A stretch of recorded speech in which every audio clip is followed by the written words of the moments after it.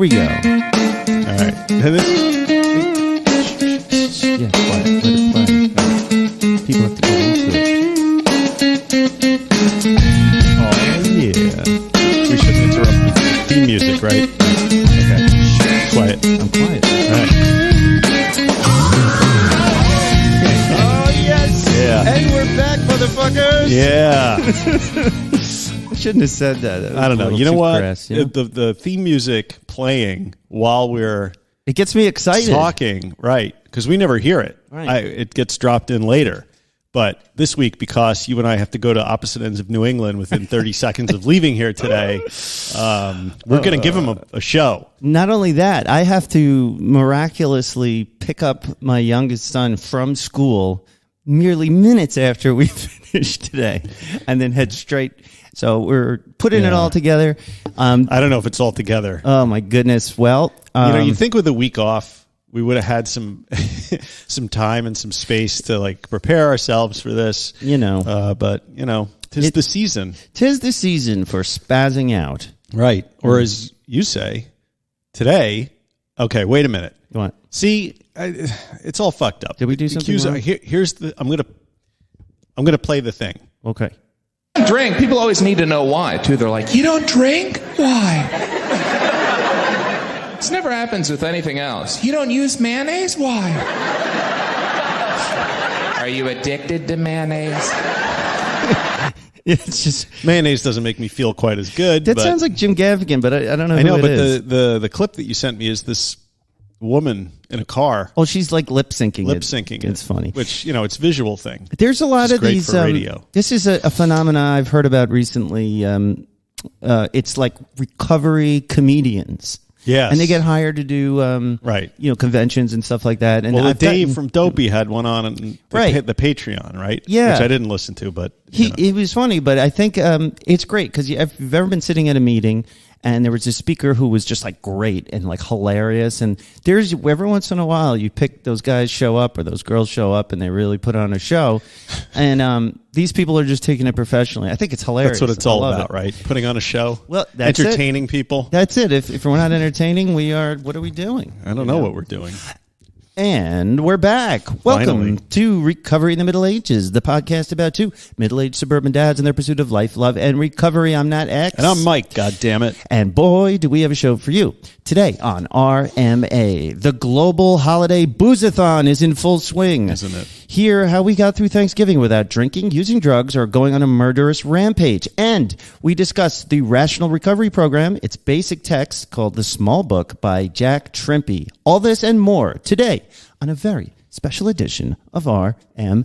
And here we are. There we are. I am so excited to be back. Yeah, me too. I mean, it was very strange being dark for a week. We weren't quite dark because you filled in the gap by your appearance on Annie Grace, which fortuitously just dropped the Friday after Thanksgiving. Thank you, Annie Grace. Yeah, that was the word I was thinking of. We were, getting a little stressed out because we love to do the show. We're addicted to the fucking show. We're That's addicted the problem. to it, and we know you guys are too. And we hate to skip a week, but we really had to last week. I mean, it was nuts. I mean, if you think today's nuts, there was no way last week. Yeah, last week. Thanksgiving was wonderful. I hope all of you had wonderful Thanksgivings who celebrate. And even if you didn't, I hope you had a good time. But yeah, we got very lucky. I had recorded an interview with Annie Grace, and we didn't know when it was going to drop because how long did yours take to drop? Just 5 months. I mean, maybe she was just so excited, or she had nothing in the can. She needed content for the day after Thanksgiving. I don't know. She was desperate and had nothing in the can. It was a great interview. Thank you so much. It was very strange. Erin liked it. Oh, she watched it? Yeah. Yeah, I hate watching myself. I hate being on camera. Because what I realized was I look like, if you watch the video, and please don't, listen to it instead, because I look like I'm directing traffic or like landing a plane. A little jerky. Very jerky. I was uncomfortable watching myself. I'm like, what the, do I do that the whole time we're doing the show? A little bit. I'm a hand talker. I mean, you move around. You have a lot of excess energy that you burn off back here. I'm gesticulating. Yeah. So you can see how spazzy I get when I'm doing these shows. I get fully into it, but I had a great interview. You really should watch it because you get the whole picture. You get to see what I see every week. It was funny because I hadn't gotten a haircut And I'm like, fuck, my hair looks ridiculous. So I put on one of my hats. Yes. And of course, my wife's like, why are you wearing a hat? I'm like, it look crazy. I'm like, I got to be on camera. But at our age, if you wear a hat, people think you're bald. Right, which I am, basically. Not really. I mean, it's balding. Okay. It's a balding situation. Okay. Thinning. I mean, it's all how you identify yourself. Yes. Is there a pronoun that you can use for that? I self-identify as a balding middle-aged man. But you can't call me that. Only I can use that word. Of course. Yes. Middle-aged is our word. That's going in a horrible direction. We're going to copyright that or trademark it. Trademark this. Welcome to all the Monksters listening stateside, around the world, down the street, across the table, and right next door. Welcome all. Settle in, buckle up, and get ready for excitement, comedy, tragedy, intrigue, mystery, and so much more. Where can they find us, Mike? I'm not saying that. Finger your keyboard. Or what did Jackie the Joke Man used to say? I love use it your when finger, you dial. use your finger and dial our comedy hotline. 946-9463. I still remember. Wine. Is that still in existence, that yes, hotline? It's 922-9463. You should call that. Jackie is a local resident, and he's the guy who was on the Howard Stern show for years writing the jokes and everything. Yeah, that's not his private phone. He has a joke line that we used to call. Yeah, we're not just giving out his phone number. And it's great. We would go to a payphone. We'd be hanging out at the park. Right. Pop in a quarter, dial 922, 516-922-WINE. And it was just Jackie the Joke Man Martling, famous for being a writer on the Howard Stern show many years ago. And he just does dirty jokes. Yeah, dirty jokes. And so we would listen to it with our skateboards and giggle, and repeat the jokes and get in trouble. Yeah. So log on to middleagesrecovery.com where you can listen to past shows, buy great merchandise through the web store. And on that note, I might add that the holidays are upon us. Yes, and those of you looking for last-minute gifts. The holidays have mounted us from the rear. Yes, they are. They are on us. The holidays are on us. Oh. And they are not asking for consent. Right, with no Vaseline, just to match in a little bit of gasoline. Okay. All right. It's that kind of show. Yeah. So help me get the box of T-shirts out of my living room before my wife kills me. Buy one, please. Just go and buy one. Or sticker. You know what? Stickers make a great stocking stuffer. Yes. Yes. $5 a pop plus a nominal whatever it costs me to put a stamp on an envelope. I don't even know how much that is. Yeah, and you can have one. You put it on your laptop. You can put it on the back of your car. Right. Represent. And, nothing says, I'm leaving you if you don't get sober, like a Middle Ages Recovery, T-shirt. Yeah. Erin wore one to bed the other day. Yeah, she's like, we have so many of these around. I figured I would just grab one. I was like, well, that's fine. Just send me the money order for whatever it is. Listen, those of you out there who have them, I've gotten pictures. Even Joseph W. Nouse, our favorite author, has been seen wearing our merchandise. You guys should follow him on Instagram, especially those of you who like golf, because most of his Instagram is perfection of his golf swing, which is actually kind of interesting. You wouldn't know he was a recovery guy, and if you'd think he was a golf instructor, which is great though. I mean, he really does have a good swing. He does. I was envious of his swing yesterday. I was watching it. Yeah, he looks like a young Tiger Woods. Yeah. Except for obvious differences. Okay, you can also share your story there. There's a little online story form you can fill out for those of you that are new, that are joining us because of Nat's interview with Annie Grace. Yeah. And I know there's a handful of you out there. Yeah, welcome, everybody. Yeah, welcome. You can go there, and there's a little spot for you to tell us your story about how you found RMA, how you found recovery, how you're doing, or anything else you want to tell us. Just put it in the box, or you can email me at mikr@middleagesrecovery.com. Mm-hmm. Also, I would encourage you, if you have not done so already, to like our Facebook page. Once you do that, it opens up the secret chamber of our private Facebook group. Yes, where we will eventually invite you, if you like the Facebook page, or you can request admission and we will let you in. You just have to answer a few questions, and most people don't even do that, and we let them in anyway. I try to do I shouldn't say that. We screen new members. We do. I do. I look at it. I mean, I screen them. So does our fearless trio of moderators. Yes. Jeff D., Aaron Moore, and Grant B. Just answer the questions. If you don't, we're just going to stalk your profile, make sure you're not some kind of a lunatic, and we might let you in anyway, but answer the questions. It's an unsearchable group. Not the public group. The public group is very searchable. So the private group is where you would want to comment on things, because sometimes we double post. Yeah. We post on the public-facing group and the private group, and people who post on the public group may not realize they're posting in the public group, and then And there's a big difference. their neighbors in the will be number. like, "Hi, I'm glad to hear that you're sober because you were a real mess and you needed to get sober." Oh, thank God. There's a big difference. If you're really concerned, you can shoot us an email and ask.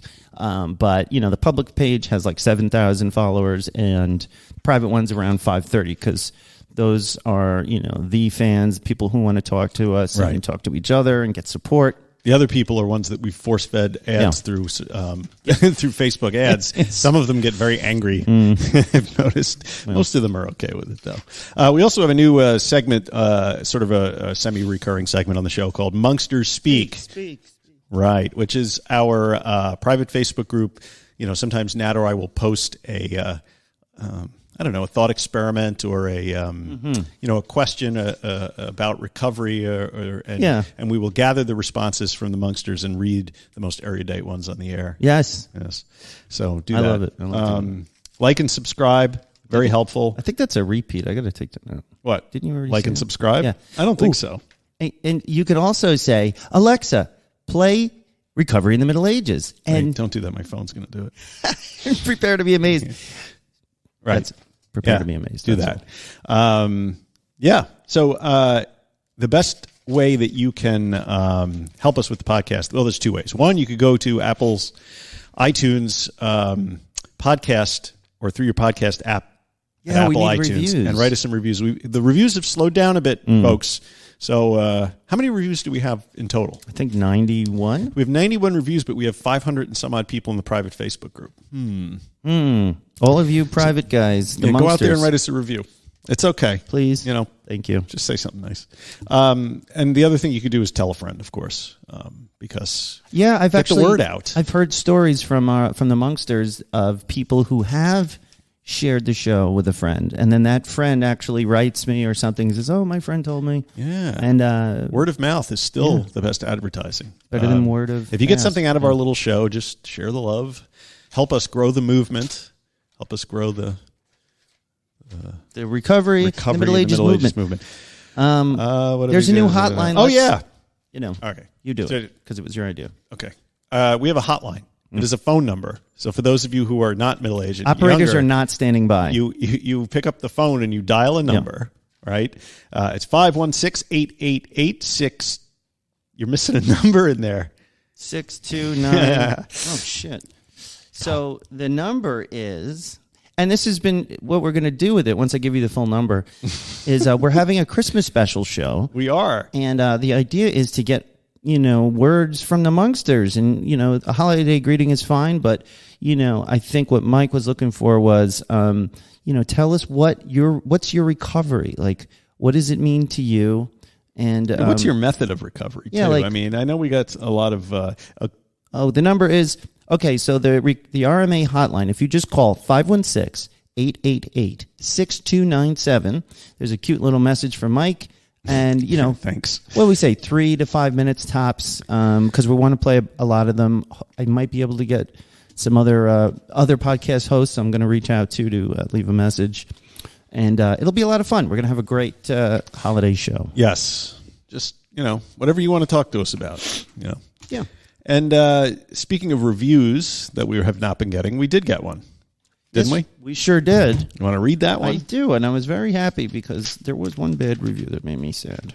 We got another bad review? No, just that one. I stuck it in my craw. Okay. So the review is from Woohoo. Oh, no, the review says Woohoo as the subject. Right. Norm6966 says, not sure how I stumbled onto these guys, but thankful I did. Been playing catch up the past month or so, and now I'm up to date. As a solid middle-aged man, I am definitely solid, huh? Podcast challenged. Good for you. But I am learning, and this one is definitely helping me. 3+ years alcohol-free. However, still working on getting sober in these difficult times. Thanks, Nat and Mike. Love, Norm. You're welcome, Norm. Yeah, thank you so much. It's a great review. Anything we can do to help. Man, if you guys don't think that negative reviews affect a host, I was just talking to a very popular recovery podcast host And he had gotten... Was it Dave? It may have been, may have been, but I don't want to talk about my private conversations, Oh, come I on. don't want to break any kind of confidence. In any case, we hear it, and it does hurt our feelings. It's hard to harden yourself to that. We take this so personally. We do. Even though there's, it's kind of silly. And then we have Monksters Speak. Okay. Right? Yes. Okay, and here's what I did. I made a little post, and I said, attention Monkster family. I have chosen a chip at random to get some discussion going. Participation and action was the chip that we drew. A chip? It's a chip. Maybe some people don't know about the chips. I bet you buy the chip. I've got a bag of these like wooden coin looking things. Okay. And on each one is a different like recovery meeting topic, basically type of thing. Like it'll say gratitude or whatever. This one we said was participation and action. Okay. And what does that mean to your recovery, or how do you use that in your recovery? And I wrote, to me, participation and action is what we're doing on this group and at our recovery meetings. It's also when I call my recovery partner and check in or ask how he's doing. It's doing this podcast and doing the research, learning new things by reading new books, listening to podcasts, journaling, etc. And I ask, how does participation and action figure into your recovery? Love Natx. Right on. What did they say? Well, Melissa L. says, going to my meetings and embracing them. It took me a long time to find one that made me feel like it was a good fit, but they are out there. Action is maintenance of sobriety, healing, and keeping it real. I still read quite a bit about recovery, and I can always keep learning. Sure. Yeah. For sure. Corey W. says, hey, everyone. I'm new to the group. Welcome, Corey. But have been listening to the podcast for a while. It's great. I also read Quit Lit, work the 12 steps with the sponsor as part of my program, but I don't typically attend AA meetings. Works for me. Good. I also participate in different Zoom meetings and looking forward to an RMA one and church stuff. Oh, we do have a recurring RMA meeting on Sunday mornings. Yes. At 11:30 Eastern United States time. Yeah, usually one of us goes, sometimes two of us. Right now, I'm after church, I've got pageant practice, so I'm going to... Pageant practice. And I'm like in the pageant because there's not enough kids. Are you playing a shepherd or what? It's so annoying. A wise man? It's not even like that. It's like they're doing a little play about our town. So I'm in the play as myself. Oh. And my line is, and so what happens is the beginning of it is this weird little story that the director wrote, and then and I'm doing the music. And I have to say, so there's a kid, and she's asking, can you tell me which way to get to something? I can't remember. And I'm supposed to say, I'm too busy right now. There's a line of people outside my store. I have to get there right now. And then I just run off stage. But what I said in rehearsal was, there's a line of people at my door. And I turned to the audience, watching. I said, for the first time ever. And everybody cracked up. It was great. And so that's what we're doing. So I have trouble getting there. But you've been there every time, and we've got several of our Monkster family that show up, and it's great. It was really good for me. I loved going to it. I might not be there Sunday, though, now that you mention it. But everybody Grant's show up. Yeah. Grant's there, and whomever else. It's a great opportunity to have a recovery meeting that isn't quite so dogmatic. So Melissa M. says, I love this answer. Participation has never been my forte. My husband saw my kindergarten report card where the teacher wrote, Melissa will answer any direct question asked, but will not offer any extra information. I love that. He laughed and said, I'm still the same. The chip reminds me to be an active participant in my recovery, a.k.a. also known as this group, even when it's easier to sit back and watch. Melissa M. is a frequent... she shows up at the meetings. Yeah. So talk to Melissa M. Show up at the meeting. Hope DB says, I tend to hang on the edge, not participating. Maybe it's time to get out of my comfort zone. When I see that, I think of myself at, middle school dances, things like that, standing on the side watching other people have fun and participate because I'm too self-conscious to let loose. I was always that way too. Yeah. But I mean, I think it speaks to something in the recovery movement writ large that, participation is considered a healthy thing. But I wonder, how true that is, because so many people are different, and you have people with different levels of ability to engage in social situations. You have people who have different thresholds for withstanding criticism from other people. I would never recommend somebody do this alone. I mean, my main advice is no matter what your support looks like, you have to have support. That's what I think. Even if it's just bringing your family in on it, you know. Fair enough. I don't know. It doesn't have to be an AA meeting or even a Recovery in the Middle Ages meeting. Right. I need support. Meetings make me extremely uncomfortable and self-conscious. Even today. Meetings? Even our meetings. I do it, but that's honest. Yeah. So, but you feel better afterwards because it's over, or because you got something out of it? That's what I ask myself about when I go running, and I've been doing it for 30 years. Yeah. So maybe it's the same thing. I mean, I don't know. I do feel better afterwards, but I feel better because so many of the people there are, sharing their stories, and we're all, on the same journey in some respects, right? That's right. That's right. Strength in numbers, even though if it's a little uncomfortable at times. That brings us to, we had a little, for the most part, our private group is great. It's a very supportive place. I'm trying to cultivate a supportive environment where anybody can kind of say what's on their mind, or talk about the way they're recovering or not recovering. And then we can, sort of have a civil discourse about it. I don't know if I even want to talk about this, to be honest.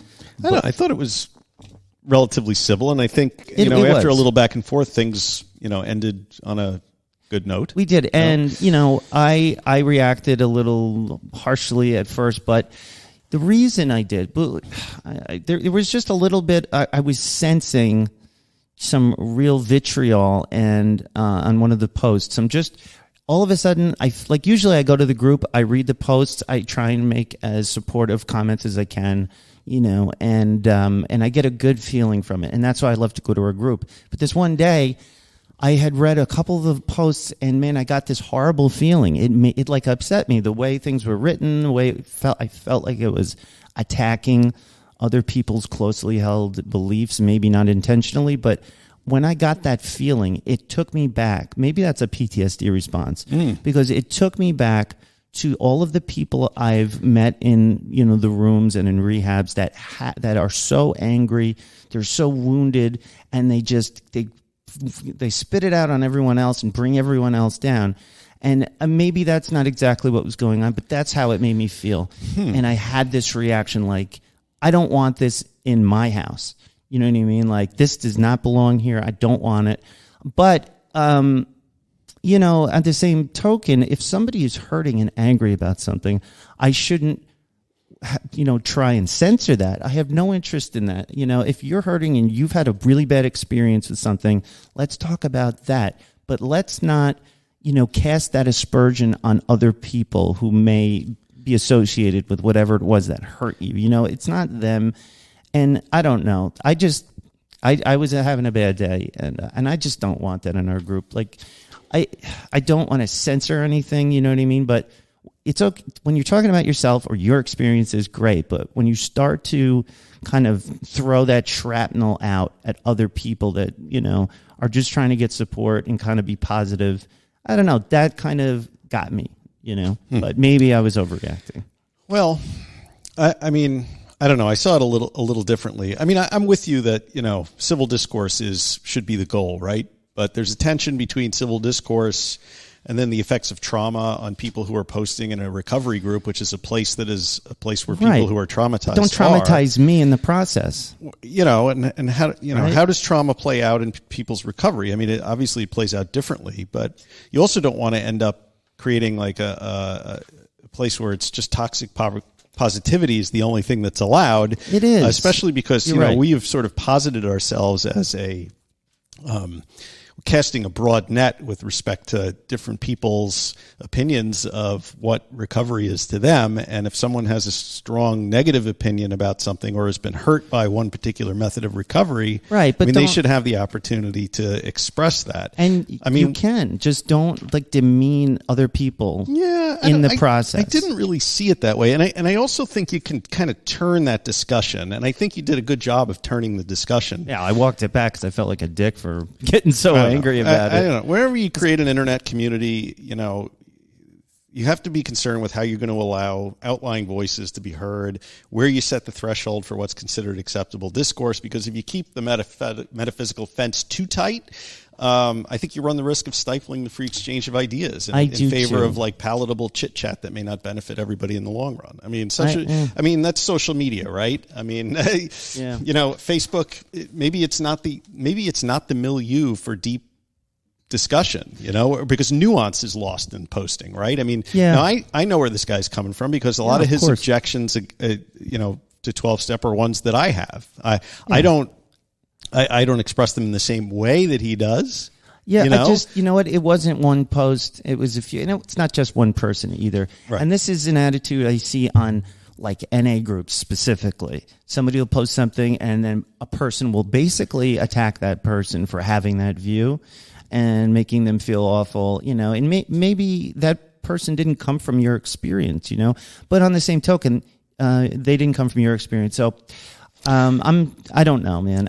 Be nice. Can everybody just be nice? Sure. That's all I want. I will say this though. There are an awful lot of people in 12-step programs who are not very nice to people who are not. So I don't want right. That. So that's not our group. Because they have this idea that that's my way or the highway, or it's either this way or you're doomed to fail. So leave that in your AA meeting. Don't bring it to. Do you know what I mean? Like that's going on outside. So, sorry, I got a little bitchy. I mean, we're not hardly heavy-handed in the moderation in that group, right? And I shouldn't be. I mean, that's why we've got our wonderful moderators. But say what you feel, but say what just don't call anybody else an asshole. How about this? Say what you mean, but don't say it mean. Oh. Is that an AA slogan too? It is. Anyway, please keep participating in the group. I love you guys, and I'll all of you. I'll back up a little bit. I'll let it grow on its own. I'm sorry. It was. I'm bringing all of my personal shit onto that, and I did that, and I apologize. So don't worry. We're just happy you guys are hanging out with us. Moving on. I would say we left the post up and didn't censor anyone's comments. Nothing. Go check it out. And I apologized and walked it back. So keep going. Keep going. All right. Life update. I was on Annie Grace. We already talked about that. We talked about that. But hey, Thanksgiving. We had this big holiday where, traditionally everybody gets beyond wasted the night before Thanksgiving. Mm-hmm. And then we also had that holiday called Thanksgiving in America where I don't know what we're celebrating. I don't know. That we made friends with the Native Americans. Killing birds and eating them. It's like we're celebrating that the Native Americans that we quote unquote discovered and us had a meal once before we slaughtered them or something. I'm not sure what that seems to be the thing. But you know what? In all fairness, it's sort of morphed into a general holiday of giving thanks and being appreciative of the things that you have, right? It is. Regardless of its sketchy origins, perhaps. Yeah. And I got into the spirit. I was thanking everybody. That week of Thanksgiving, I just got consumed by the spirit of Thanksgiving, and I was I found myself telling people in my life thank you so much for being there, and really going. I don't know. The guy at the deli was like, "Here's your coffee." Thank you so much for all you do. Yeah. But I really got into the spirit. But Thanksgiving Eve didn't go Wednesday night. What happened Wednesday? I can't even remember. I think we watched Mayor of Easttown. My wife. That's a really great show. Did you watch it? Yes. It's amazing. I was blown away. It's so good. Yes. Mayor, Mare of Easttown. It's Kate Winslet, man. I didn't know she had it in her. It's on HBO, and it's brilliant. Yeah, absolutely. I really love that show. But let's see. Thanksgiving Day. Yeah, what did you do Thanksgiving Day? Well, we went to the restaurant, as was planned. There were a couple of relatives drinking bourbon. Got a little loud, but not, everybody was happy and gregarious. They brought me a Coke in a wine glass with a straw, as if I was a 6-year-old. They brought you Coke with a mirror and a straw? They got a Coke, mirror, and a straw. I always get a kick out of that. They'll put the non-alcoholic drink in a nice fancy glass, which I like. I like drinking out of fancy glasses. Me too. But I don't need a straw. I'm not 6. And you can't look cool sipping out of a straw. It's impossible. Up by the stem and taking a sip out of the straw. At least they didn't bring me a crazy straw. Yeah. I would have preferred a crazy straw. So, I loved it because it was a few hours. and then we all went home, and it was great. Sat in front of the TV, did all that. Restaurant. Yeah. That's an interesting idea. In the morning, though, we had the other half of the family over for the long-standing American Thanksgiving tradition of having bagels and lox. So, yeah, that's a Long Island thing, I guess. And that was nice. Got to see the other side of the family. There was no drinking at breakfast, so yeah, that was great. How about you?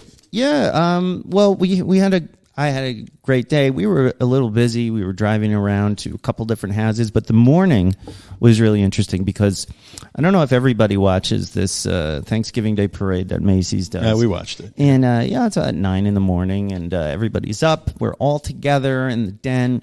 We've got the Thanksgiving Day parade on the television, and there was the first. You know what they do is the cameras will follow the floats. And then they have like Broadway musicals will stage like a song and dance out of their show. And they'll cut to that. Yeah. The first musical that they cut to was Moulin Rouge, which if you Is that about French hookers? Yes. Nice. And I was like, I'm like watching it and my kids are sitting there, I'm sitting there, and Moulin Rouge is just like, it's a musical about French prostitutes. And the dancers are all decked out in like, hooker clothes, old French hooker clothes. But from like the 1800s. It's not like they're showing anything, it's right? pretty sexy. Is it? For a prude like me. I picture like a lot of feathers and, boas. It was a little... Feathered boas. I saw a little more ass than I think we should have at 9:15 on a Thanksgiving Day morning. And I just thought that was freaking hilarious. And the other thing I wanted to mention from this show was there was a bizarre new musical, or maybe it's not new, but it's the first time I'm hearing of it, that they were performing.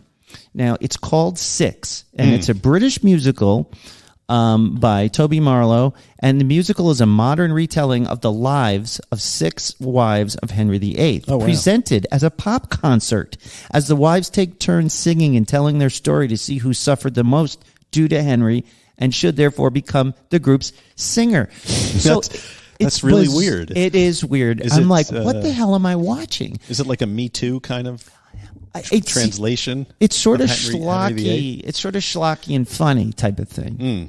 It's sort of a weird pop rock musical about the wives of that were killed by Henry VIII. That's interesting. I thought it was very, very niche, and maybe it has something to do with Hamilton. They said, this historical...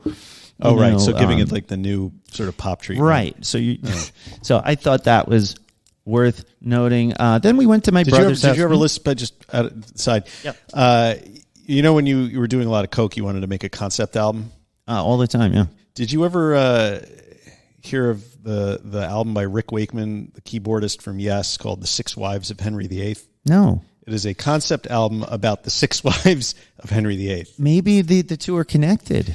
I can't imagine, but I mean, maybe. I wonder if he did the music. So this isn't the first time someone thought of a musical connected to this. Correct. Wow. Yeah. Everything's been thought of, guys. That's everything. We went to my brother's house for appetizers, so we're driving on one side of Long Island. Great to see my brother and one of my nephews back from college. It was a good time. It's always happy to see everybody.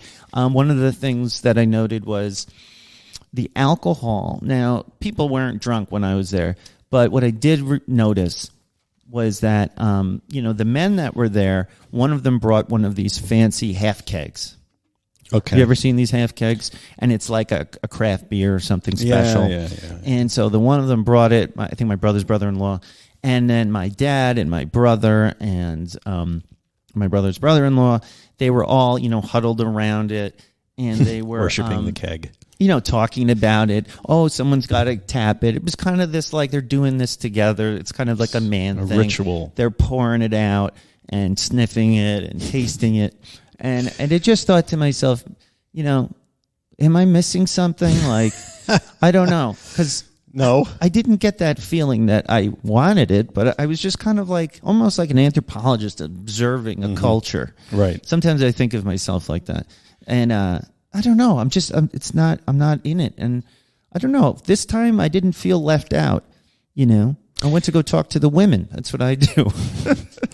I mean, alcohol culture is very strange on a number of levels. I mean, they basically, the craft beer people have sort of taken the mystique that was created around wine and just applied it to beer. And I mean, to me, to take a big sniff off of a beer seems like, why would you do that? It smells like fermenting barley.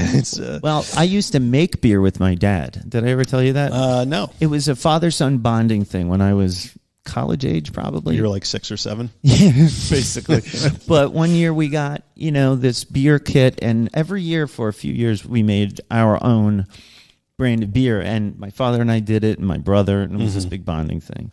And so stuff like that I miss, but you can do other things, Yeah, you don't have to make an alcoholic drink to bond with your relatives, but But nobody was like, hey, Nat, come over here and have one of these. They weren't, because everybody knows that I don't drink and that there's a very good reason for it. So that's one of those techniques that we talked about where you out yourself, which is so hard to do. But burning of the ships. Burn the ships. Everyone knows I'm not drinking.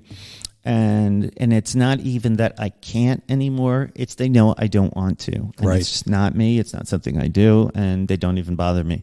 And it's great. I think that helps me so much. Because think about the difference. If I was there, nobody knew, and they'd be like, well, that's when people are like, why aren't you drinking? And exactly. So that was great. It was great to see my brother. And we went to my wife's cousin, or my cousin, and their little cousins who are my kids' age, and we went to their house for dinner, and it was a lot of fun. It was just such a nice holiday, and I love to see my little baby cousins or nephews, and like I say every time, when there's like a drinking holiday, I hang out with the kids the most. Just because, not because I don't like they're not drinking yet, but nobody got drunk. Like, I feel like the older we get, less and less people are getting wasted. I mean, my sister-in-law usually has a little bit too much, and I just really worry about her driving home. Right. And so I always have that debate with myself, like, when is it appropriate for me to step in and be that guy who's like, you're not driving? It's not my that's place. Always a tough call. Monsters, right. Does she have a husband, or no? She's not married. Oh, okay. But I want to know if the Monsters, when do they think it's appropriate to say to somebody, you've had too much, when it's not your own wife? Yeah, Nassau County, there's a big billboard in the next town over from us that says, it's the very question is, have I had too much, right? And then underneath it says, buzz driving is drunk driving. And then there's a pair of handcuffs. Yeah. So to get the message across that, any alcohol is too much alcohol to get behind the wheel. And I would agree with that. And I say this as somebody that has driven buzzed, if not outright intoxicated, hundreds of times over the course of my life. And take it from me, guys. I mean, the laws are different in every state. That ruined my life for like 5 years. Well, and both of us are just lucky it didn't ruin anybody else's life. Absolutely. You know what I mean? Absolutely. It's just, growing up in the 70s and 80s, like, that was before drunk driving laws. Like, it was almost considered like a sport to drive like that, and then, but the consciousness has shifted, and rightly so. And just to make the point, when I got my DWI, that was my first and only. I had no criminal record really to speak of, and they threw the book at me, and I didn't even have that much in my system. I had just pretty much over the limit, and it completely derailed my life. For self-preservation reasons alone, you shouldn't drive drunk. No. Which is interesting, because I went to a work event yesterday that everyone had to drive to, and it was in the middle of New Jersey somewhere. And my condolences. Yeah, thank you. It was actually a decent restaurant, but it was the kind of place where you order a glass of wine, and it's one of those large wine glasses, and the pour is like halfway up the glass. Right. So it's a substantial amount of wine. It's like a quart of right? wine. So I ordered my Diet Coke, and to your point before, a lot of the guys that I work with, and I hadn't seen them in like 2 years because we've all been working from home. So there was a bit of a reunion, festive air. 2 years? You've been sober 2 years. Okay, I've been sober 2 years and 5 months. I think. So they've known you. So I got sober in July, at the end of July of 2019, and then everything shut down in the following March. So however long it's been since I stopped going to New Jersey to work is how long it's been since I've seen these folks. So interesting. We were catching up on some lost time. So the new Mike. Right. What? It's the new Mike. Yeah, it's the new me, but I don't know. Most of the time that I work with them, I wasn't drunk. So it was only at like work affairs and stuff. But anyway, in the old days, when we would get together for something like that, everybody would be drinking, and they would be drinking a fair amount. It seems like as we've all gotten older, to your point from before, everyone's kind of pulled back. Yeah. But Seems still, people were driving some distance. Some people came from Pennsylvania. One guy came from Brooklyn. And so to even have one or two drinks and then to get in your car and drive somewhere seems ill-advised to me. Yeah. And I was kind of watching because, there's a law firm that set up this lunch for us because they want business from us. And I'm watching the partners, and this one guy's drinking gin and tonics, and the other guy's drinking wine, and some other guy had scotch, and two each. And I'm thinking, I question the judgment of drinking a couple of drinks, then getting in a car and driving. And I'm wondering, if you're doing that at a lunch, what are you doing every day? And how is that affecting your ability to act as an attorney for our organization? And the weird thing is I know I'm the only one having those thoughts, right? Because I'm just seeing it from the outside. Right. I'm not seeing it from a drinking perspective. Right, because when you're in it and you're not on this side of the you don't even street, think about it. Right, it's a couple drinks, right. Whatever. Yeah.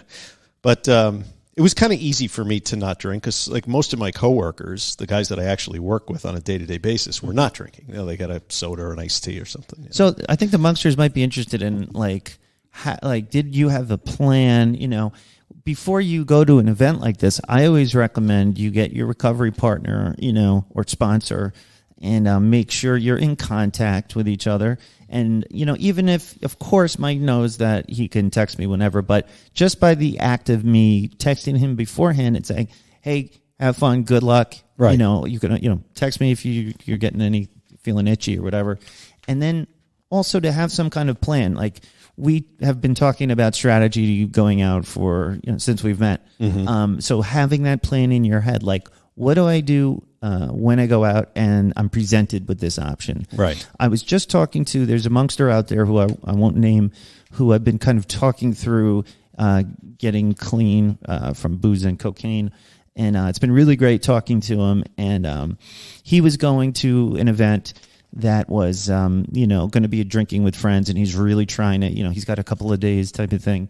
Mm. And we talked just strategy and just kind of played the tape through out loud, talked about, okay, how does this usually go down when you get blow and you drink? And so just by having those conversations, mm-hmm. He was able to go and come back, and he reported that he was able to not drink and he still had fun. Huge victory. And huge victory. Just doing that once, that's a notch on your belt. And then the next time you remember, you have that recall of how you got through it, the fact that you didn't need to drink to have fun, and that when you got home and woke up the next morning, you felt much better. It's a muscle, and the more you exercise that muscle, the stronger it gets. So that's why the first year in recovery is often the most challenging. I get to the point where I can go to a work event, and I'm not saying, hey man, it's not a big deal, but I get to one of these things and I don't even think about drinking, And if I were to think about drinking, I told you I was going. Mm-hmm. You knew about it, and you actually sent me a couple of texts asking how it was going, and I went to the bathroom and answered them. And that's the job of a tandem sponsor or a recovery partner, is you're staying in touch, you're understanding that sometimes they just need to see that you're there. But the thing that people should realize is it's not always like this. It's not. You will not always go to an event and feel like, oh my God, am I going to drink? Eventually you get to the point in your recovery where you're like, I have no interest in this. I don't want to do it. You don't even feel like you need to do the pretend thing that I did in the beginning with getting the fake glass of the ginger ale. Anymore. Right. I could care less what people think, I went to a drinking event besides Thanksgiving. Uh-huh. I actually went with Sergeant Slaughter. So just to let you guys know, if you're just a new listener, there's a very close friend of mine. We call him Sergeant Slaughter. And we call him that because he is a police sergeant. And into wrestling, apparently. Well, we've been into WWE professional wrestling when we were little kids. Right. And even into post-college, before I got married, we would have these just to keep up getting together. We would, when there was a big wrestling event, we'd all get together at one of our houses, watch it, drink, have fun. And so it's been about 10 to 12 years since I've even, watched any wrestling, because it's completely absurd. It's very hard to get into. It's fun if you can put yourself in that mindset. You think like you're going to the theater or something. It's like this. I think of it like the circus. So anyway, we got these free tickets to a live TV taping of Monday Night Raw. And it was a lot of fun, you just suspend disbelief and kind of go with it. It's a lot of fun. But it's also, the friends I was going with, it was Sergeant Slaughter, another good friend of mine that I haven't really seen in a very, very long time, but we were all very close in high school and before that. And so he went, and then one of Sergeant Slaughter's friends from the police department, I think, came with us. And so and we went to the brand new Belmont stadium that was just built. Oh, yeah. Belmont, nice. Beautiful. Belmont Racetrack in New York just was renovated, like $1 billion renovation. Yeah, Islanders can't seem to win a game. No. That's a whole other issue. But it's beautiful. The one story I wanted to... And what I did was, first thing is the parking attendant story. So when we get there, the parking is a nightmare, of course.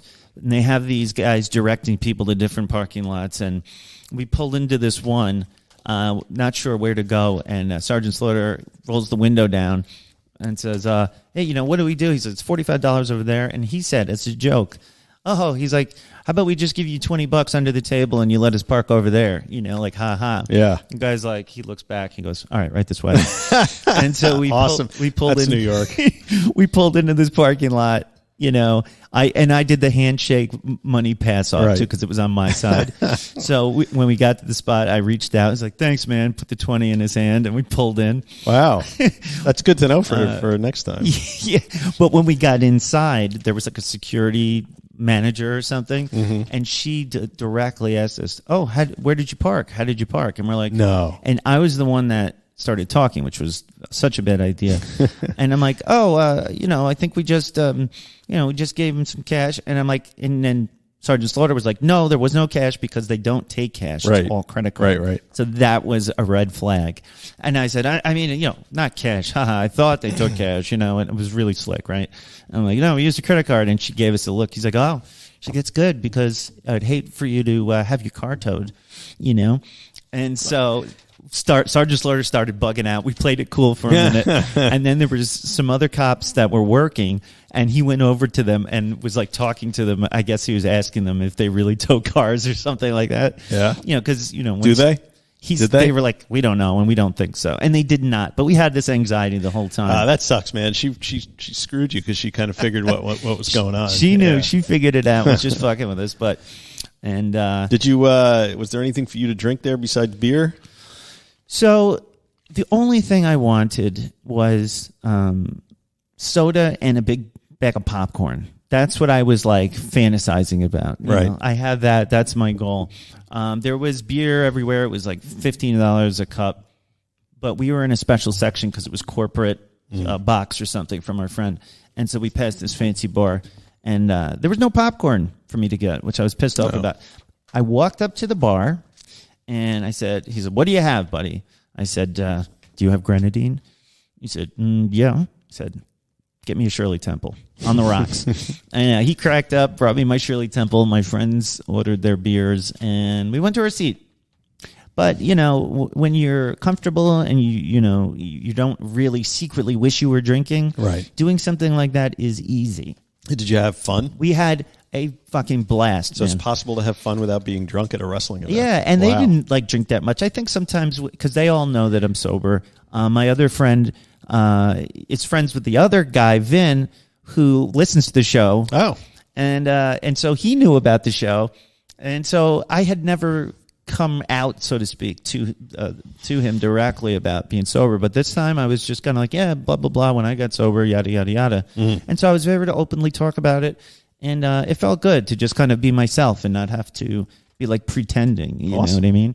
Great. And we got to catch up, and I fully got into the show. We had very good seats. Just to I by force of will, I was just gonna have a good time, and very happy we did that. Cool. So thank you to Eddie who got us the tickets. Yep. Oh, right. Did you do what? Right. So last thing that we're going to catch up on, we have to talk about Christmas lights. Oh, Christmas lights. The day after Thanksgiving, in the driving rain and wind and freezing cold, I put them all up in like 2 hours because that's how I roll. Great story. Thanks. How about you? The reason I wanted to say this is because I, too, put up my Christmas lights. And I had a Sunday fun day that was so crazy. I can't believe I got everything done that I got done that day. And I'm just going to tick off what I accomplished on that Sunday. All right, you go ahead. All right. We had church, where I did Sunday school. Mm-hmm. Then we had pageant practice. Then we came home. I started doing the lights on my house, which took me like 4 hours in the freezing cold. And in the middle of it, I had to run to get my COVID booster. Oh, yeah. Because it was scheduled for that day. I had to do that, drove back, finished doing the lights, and by 5 o'clock, I was able to, we had dinner together, we made a fire, we watched I think we played Trivial Pursuit is a new thing I'm trying to get my kids to do more. Sounds like the fucking Waltons. It was. And it was just like the perfect day. And we had a great time. And not possible were I trying to figure out how I was going to pick up dope or how I was going to sneak a beer or the vodka hidden in the basement. It was just such a nice day. And I got the lights up and I didn't die. With sobriety, all things are possible. Because every time I go up that ladder to put the lights up, I think one of these days I'm not coming down. Just going to stay here. Really? I'm just going to stay up there. Yeah. Just live on the roof. I'm going to camp out. Just stay away from the electrical lines. All right. Due to the time constrictions today, we're going to move on. We're moving on. And what are we talking about today? What's our main topic? So today, we're going to talk about a recovery program that many of you may not be familiar with, but was extremely popular back in the late 80s and early 90s. And it's called Rational Recovery. Rational Recovery, it's an abstinence-based addiction recovery program. And it was developed by a fellow named Jack Trimpey, who is he's a certified, a licensed social worker with, at the time that he created the program, he had like 30 years or 40 years of therapy experience. And he created it as an alternative to the spiritual-centered 12-step model. He founded it in 1986. Trimpy was a recovered alcoholic, although I don't think he would use that term to describe himself. And I call this this method of recovery the suck it up buttercup method, because that kind of seems to be the genesis of the program. But I have a personal history with Rational Recovery, because when I shortly after 9/11, when I kind of went off the rails with drinking, I was looking to cut back at the time. I don't know if I was necessarily looking to stop entirely. You were sober curious? I was sober curious, and but I knew that I didn't want to do AA because I had prior experiences with AA that I wasn't happy with. So I was looking for an alternative, and at the time, Rational Recovery was basically the alternative. I mean, there was no smart recovery then.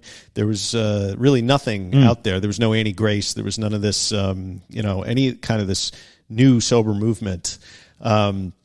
But I did find Rational Recovery, and they had an extremely active website and an active web forum, and go on there, and I learned about the program, and it didn't work for me because I really wasn't ready to do what needed to be done. You weren't entirely ready to have God remove your personality defects? We'll get to that. Well, yeah. I mean, that's something that... must be entirely ready. Yeah.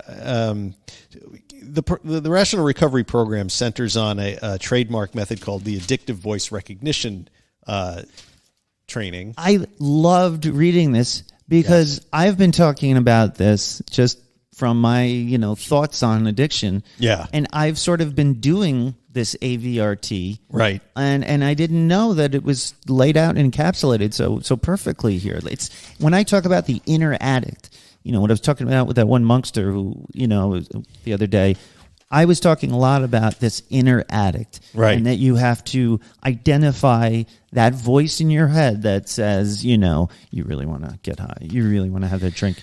You have to separate yourself from that identity. Well, yes. The first step, though, and the first thing that Trimpy does in his first book was called The Small Book, as an alternative to the AA Big Book. And that's what we were reading, basically. Yes. I mean, he wrote subsequent books which sort of expanded on his theory, and he disavows some of the stuff in the small book. I didn't quite get a sense of what he'd thrown out and what he had added, because I sort of skimmed his second book, which is basically just rational recovery laid out in a program. And then he wrote a third book on AVRT, which basically really the whole book is how you manage that addictive voice inside your head and what you can do to, when it starts talking to you. But the main difference between rational recovery and AA, that's everything. Well, it's everything, but right. It's everything is the big it's diametrically is the big opposed. But one of the main differences is in AA you approach abstention a day at a time. Right. But in rational recovery, they say one day at a time is a terrible idea because it always leaves the door open that someday you'll drink again. So what he says to do in rational recovery is when you are ready to quit, and no time like the present is the best time. Right. What you do is you need to make something he calls the big plan. And the big plan is you say to yourself, I will never, ever drink again, no matter what happens. And that is the big plan. The no matter what club they talk about in AA too. Really? They say, I'm in the no matter what club. Like I won't drink no matter what? Right. Okay. No matter what club. Which is not exactly one day at a time, but that's interesting. Yeah, but there's a lot of things that don't make sense. So Trimpy spends a lot of that first book differentiating rational recovery from AA. He goes through the steps one by one and explains why they're not, and what Trimpy does say, okay, I laid them all out. Let's get into that in a second. But what he does say is, at the time that he created rational recovery, there was only AA, right? Yeah. As a method of recovery. What he said is he wants to create a two-party system where people who are spiritually inclined or are okay with a relationship with God or whatever can go to what he calls the faith healing of Alcoholics Anonymous, and he equates Alcoholics Anonymous with sort of like Christian Science, like that praying away addiction is just ridiculous on its face if you don't believe in God or you're an agnostic. And he says, well, okay, that's fine for people that are into that, but for the people that are not, you can't shove them into AA and where the end result is believing in a higher power or a God that's going to take away your flaws of your personality and whatnot, right? But this is another way. Right. You can't pray away the gays, so to speak. Exactly. So I don't know. Do you want to do his critique of AA before we get into the program itself? Because the program is quite simple. It's really you make the big plan, and then and then you listen to what your body is saying, right? And the little voice in your head. And when you say, as someone with an alcohol problem, I'm never drinking again, there's a little voice in your head that goes, well, never? What do you mean never? Well, what about this, that, or the other thing? And that little voice inside your head is your addictive voice. Right. That addictive voice. One of the problems I have with the small book is I feel like, and I agree with a lot of it, but it just feels like a hit piece on AA. Like I feel like he's, he sounds like someone who was wounded in AA and has written this book to kind of get to them or to get back at them. He never actually went to AA. But I just feel like it was too much. He was an alcoholic. But I don't know, like talk about your own program. He really wrote this book to draw the distinction and point out all of the things that he found, wrong with AA. Now, that's fine, but that's the reason there was so much, hubbub about it. So many people were pissed off at this guy because AA, a lot of people love it, and it's their life, and it's their friend circle, and which is fine. But in 1986, there was no people. If you weren't an AA, it wasn't like today. In '86, it was before the Ninth Circuit ruled that you couldn't send people to AA through the courts because it's a religious program. But back then, you would be forced into these. Into 12-step meetings, whether you believed in it or not, and only to have people tell you that unless you believed in a higher power, you were doomed to end up in an institution or dead. So he takes strong exception to AA. There's other reasons why I think Jack Trimpey is a bit of an asshole, but I thought his takedown of AA wasn't terrible, to be honest. No, but I also wanted to say to all of our listeners that, we're talking about this program and this, call it a philosophy of the small book. It's not necessarily our beliefs. It's just we're talking about it. We think it's important. But if this upsets you, maybe you should think about why it upsets you. Like if we say something about this program that you find like goes against you personally because of your beliefs, think about that. Why do you feel that way? But that's what this book is, so I understand this may upset some people, but I think there's a lot of great stuff in here. Well, if it's one thing we believe in recovering the Middle Ages, is that recovery is individual to the individual. Not every method is going to work for every person, and I don't think AA is a one-size-fits-all. I don't think it's appropriate for everybody. I think to some people it can be actually quite dangerous. Yeah. But you could say that about any recovery program, including rational recovery. I think maybe we talk about AVRT a little bit more, the definition of it. I mean, because he also does things like he calls the interaddict the beast. The beast. So AVRT, addictive voice recognition technique. Basically, your addictive voice is anything that supports future drug or alcohol use. Trimpy called it the beast. Gabor Mate called it a hungry ghost. And it is very slick and persuasive. It provides all manner and rationalizations and justifications, e.g., it's no big deal. We can have a beer. How can I enjoy food without a glass of wine to bring out the flavors? Right. I deserve a beer after working all day.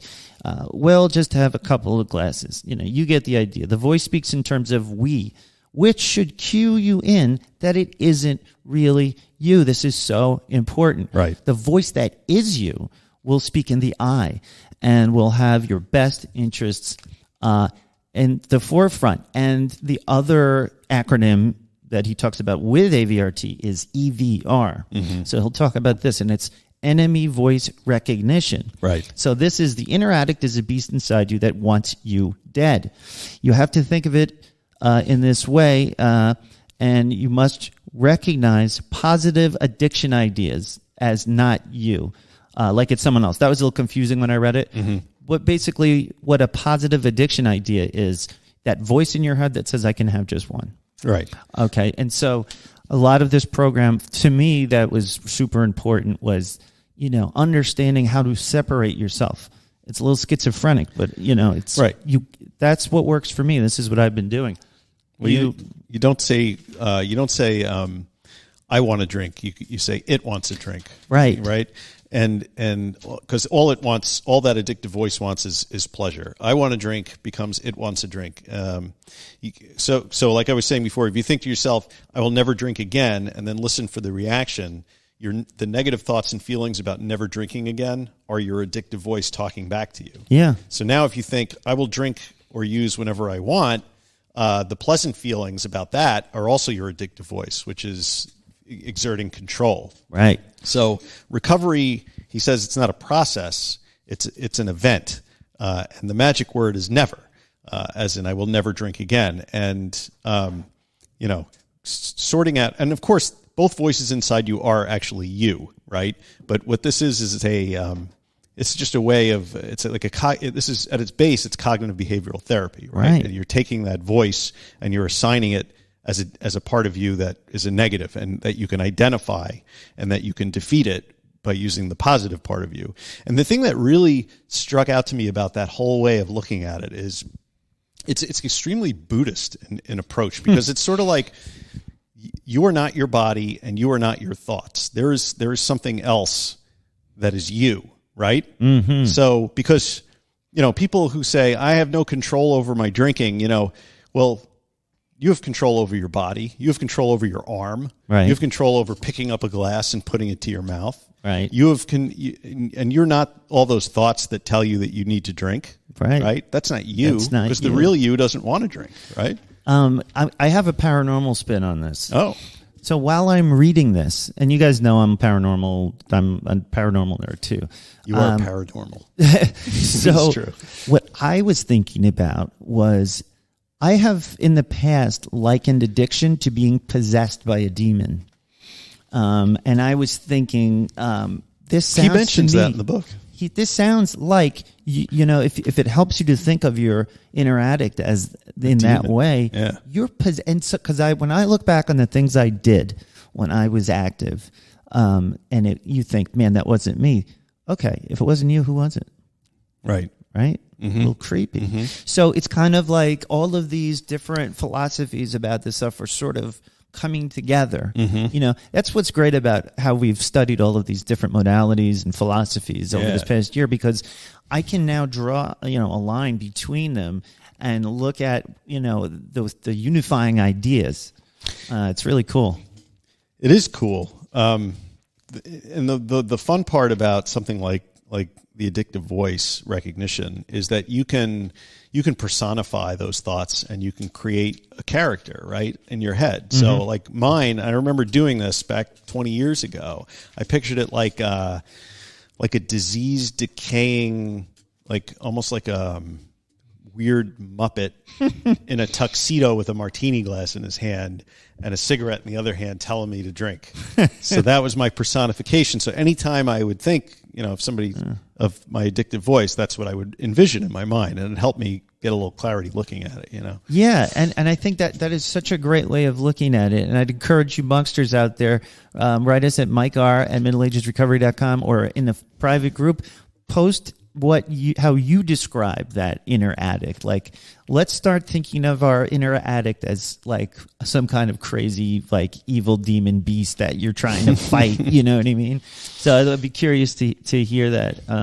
Yeah. But in some sense, it's the only way to understand rational recovery is in opposition to traditional recovery, right? Because like Trimpy says that the recovery movement is right on target by insisting that permanent abstinence is essential to recovery, but it misses the boat by assuming that recovery is a process or a result of personal, spiritual, emotional, social, and psychological growth.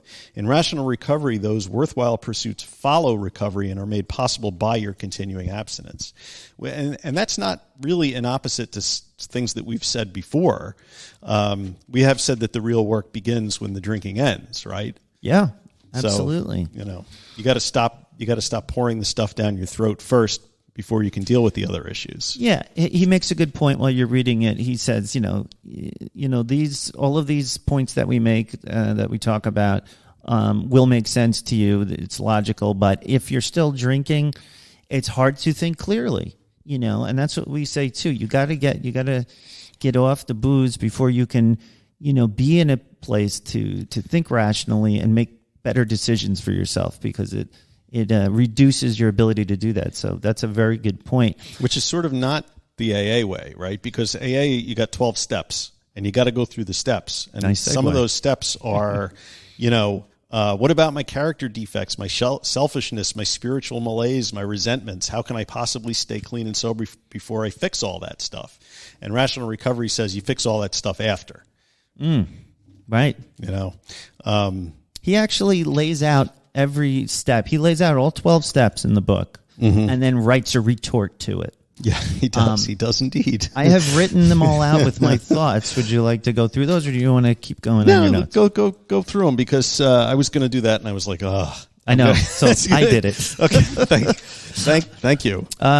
Step 1. So what he does is he writes the steps out and then his little answer to them. So the first step, as you all know, of course, is we admitted we were powerless over alcohol and that our lives had become unmanageable. Now, rational recovery says that it teaches addicts that they are not responsible. This is his retort to that. It teaches addicts that they're not responsible for what they put into their mouths, and that when they desire to drink occurs, it must be satisfied immediately. Learned helplessness can be a self-fulfilling prophecy. Right. And it really does damage when people leave AA and the person remembers what he was told. Right. So that sticks in your mind that you have no control and only a higher power can restore you to sanity. Well, it really comes into play with relapse, right? Yeah. So if you go out and you have a beer, and if you have the mindset that you are powerless over the disease, you're not going to stop after the first beer. You're like, going to have I can't another. stop. Like, well, I'm powerless now. I'm going to go drink 25 of them. If you have it pounded in your head that if I have a drink, I'll die. And I hate it when people say that because no, you're not going to die. Only it's a self-fulfilling prophecy. Right. And I found that once I changed that mindset, when I did have a couple of slips, I was able to just stop and move on. Right. Instead of now I've drank, now I'm fucked. Now, I don't have my higher power. There's nothing that can be done. Right. And he says that is extremely damaging. Self-initiated sobriety is more common than people suppose, he says. Yes. What do you think about that? I think it's true. Because he's very much against this idea that we need a higher power to restore us to sanity. Obviously, he's an atheist or agnostic. I'm a believer in God, but I'm also of the belief that if you ask God to move a mountain, you better bring a shovel. Mm-hmm. You better get to work. And so reaching out for help is itself an act of control and will. Right. So, you are taking that step. So you are not powerless. You are assuming the power by reaching out for help. Unless you were court mandated. Right. But I mean, I look to my own example. I finally quit drinking when the benefits of drinking were so vastly counterweighted by the negatives, Right. And he said that's rational thinking, right? At that point, you will rationally decide that what you're getting out of drinking is not worth the cost, Right. right? And some people that may occur sooner, and some people it may occur later. It doesn't have to occur later. But you don't have to bottom out, is what he's saying, right? But if you have a $3,000 a week heroin habit, before you can get there, you got to go to detox. Right.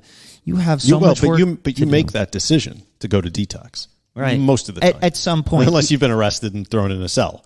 Right. Even then, though, after your mandate is over, you have a choice to make. Mm-hmm. And that was one thing I always worried about when I got finished, because I was testing all the time, for like 5 years. What's going to happen when that testing isn't there? Where's my accountability? Step 2 is came to believe that a power greater than ourselves, was going to drive him nuts, could restore us to sanity. Is that faith healing? I mean, he says I would that say step it is. alone just says, and I don't like how he characterizes God, so crassly.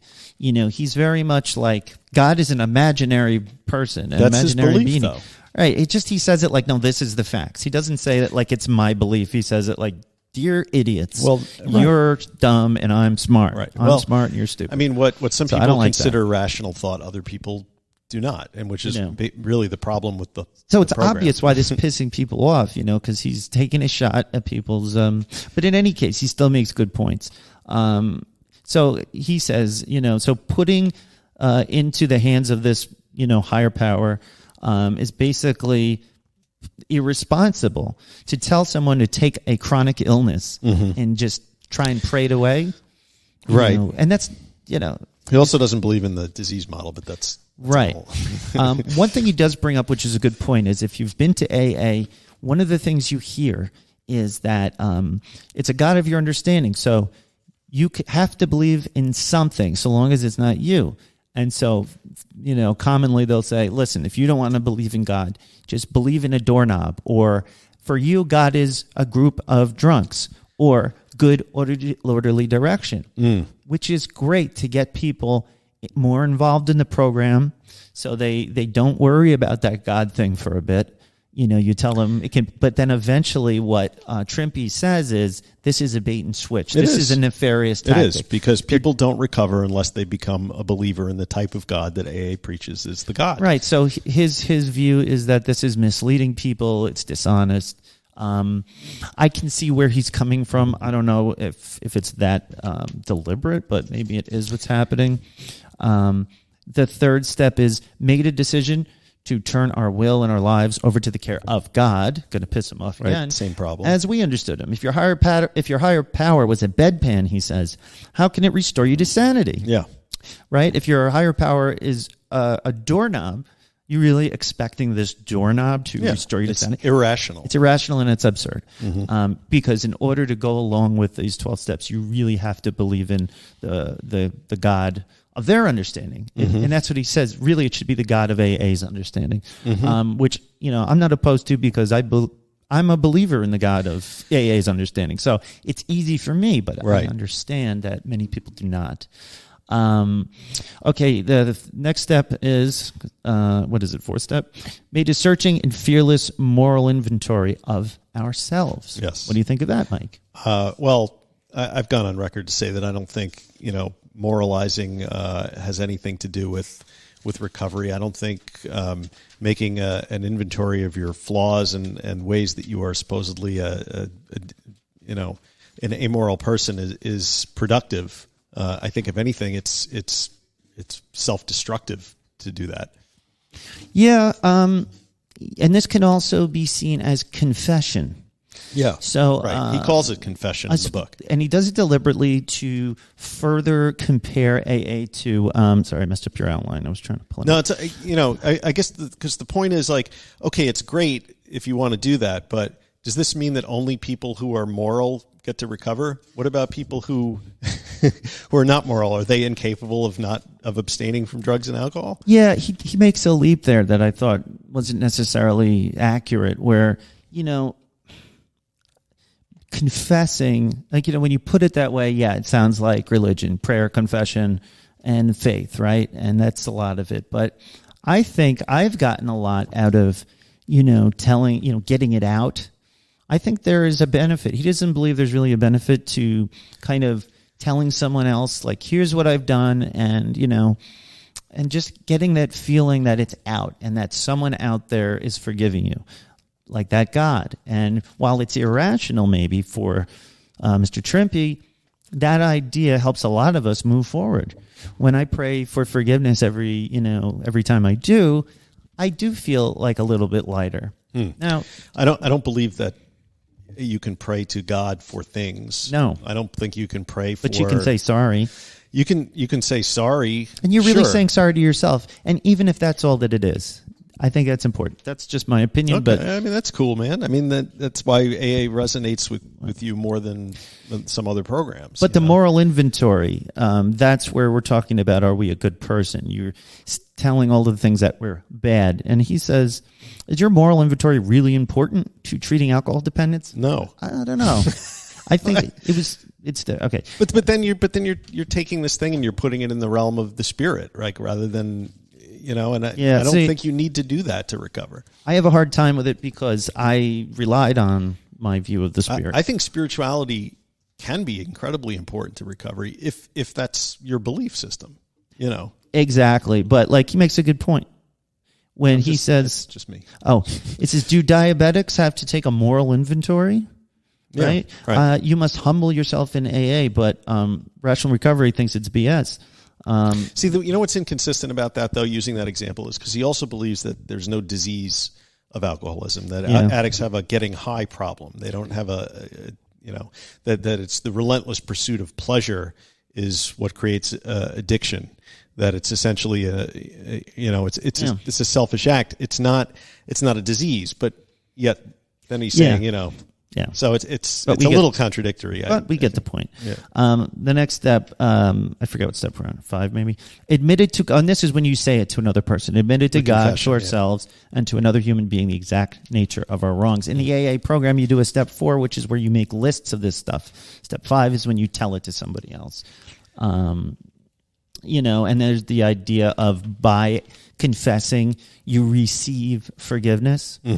And, so God says you're still a good person, even though, you've done these things. The fact that you've confessed and asked for forgiveness, this is somehow makes it better. So only good people get to recover. Right. Like what about, assholes who aren't sorry? Can they recover? Right. Some of us would say no, that, until you evolve past being that type of person, maybe you can't really recover. Maybe. But those are such foundational beliefs in the recovery movement that really are not grounded in any sort of science or anything. Faith is beyond science, Mike. Right, exactly. And should a faith program beyond science have something to do with recovery? I don't know. Maybe, but not to people who don't believe. So that's where this is fitting in. He calls like a lot of this he calls it the PBS thing. It's the psycho babble bullshit syndrome. He's doing plenty of psycho babble here. He's a certified social worker and a counselor, right? Right. Yeah. The next step is a really good one for him to go berserk on. The next step is step 6.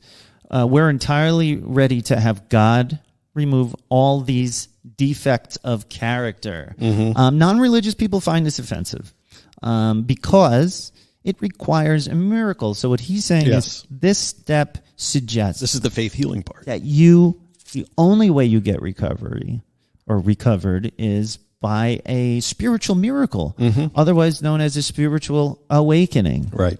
Do miracles happen often enough to be a pillar of a drug treatment program that is ubiquitous and pushed by the legal system? But you can be entirely ready? That's another part of that step that he goes berserk on. Yeah. What does that mean? Entirely ready? Well, I guess your sponsor tells you when you're entirely ready, right? But so his contention is the idea that there's this super being that loves you and cares for you that would withhold this miracle until you were, quote, entirely. Right. What if you're partially ready? You don't get the miracle? You have to be, the only way you can be entirely ready is by making a list of your moral inventories and confessing them to God. So again, it's circular God logic, which is illogical. Which doesn't work for atheists and agnostics. And that's why we're talking about this. Like I said, it doesn't work for Buddhists. It doesn't work for anybody that doesn't believe in a monotheistic. These are not my views, but a lot of this does make sense, and that's why we're talking about it. Okay, the next step is humbly asked him to remove our shortcomings. It's just another example of AA sobriety being supernatural miracles, not a product of our self-determination. The idea of personal choice is absent, he says. By becoming morally good people, we will become sober. And alcoholism is a spiritual deficit that can only be remedied by this deity. So he is very much latching on to this, to him, this is a very big problem. And of course, if you don't believe in God, none of this stuff will make sense for you. Right. And that's what he's just saying here. The next step made a list. This is, I think, step 8. People who would be harmed and be willing to make amends unless such amends would cause somebody. Right. Yeah. These next 2 steps are really done together. It's just like step 4 and 5 where you make a list and then you take an action. So this is, you make a list and then you take an action, which is the famous step that you see in movies, people making amends. Some old drunk who's now sober, you get a knock on the door and it's someone you haven't seen since they, stole your wife, your car, and, whatever. But he doesn't like this. This is another thing. Trimpy doesn't like confession, and he doesn't like asking for forgiveness to anyone. And I think that's a mistake. It's important. But what's his argument why you shouldn't do it? So he says, okay, but the point he makes, he's just throwing the baby out with the bathwater here.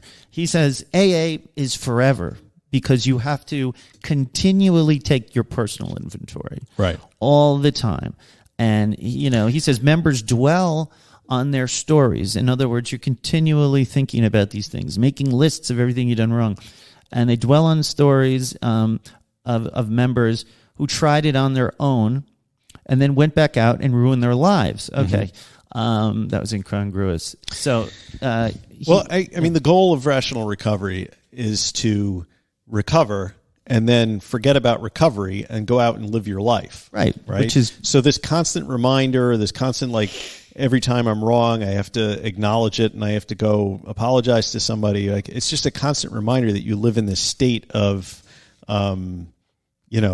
constant recovery and constant, and he said that that's not the goal. And to that end, I mean, rational recovery used to have meetings. They used to have meetings all over the country. And then in 2014, Trimpy was like, he pulled the plug. He called all of the people who were running the meetings and said, this is not what we do. We do not perpetuate the addiction cycle by having people return to meetings time after time. That's not rational recovery. So he disbanded all the meetings, and there are now no more of them. That's really interesting. Yeah, it's weird. He one of the big points that he's making here is that people will relate to, because anyone who's been in recovery meetings or recovery knows that you hear them say this. Anytime you get a question about leaving, or you're like, maybe this isn't for me, they've got stories of, I knew this one guy, as soon as he left, he went out and got killed. Right. He drank himself to death. There's a famous story in the big book that everybody will, cite when they're saying something like this. You probably know it out there. It's the one where the guy, he decides to stop drinking for his career, and then for 30 years he doesn't drink. He retires, starts drinking. 3 years later, he's dead. And so they put these stories in people's heads, or these anecdotal evidence, basically, or I know a guy, or, Anecdotes are not evidence. The other thing they would say is, I've never heard of somebody going back out and then coming back in on a win. Nobody comes into AA on a winning streak. That's what they say. Okay, well, maybe the reason they went out in the first place was because of AA, not because they didn't, completely. Maybe they were constitutionally incapable of being honest with themselves. The chicken what or AA the would egg. say. The chicken or the egg. Right? Yeah, that's right. So, is the failure then the program or the person? I don't know.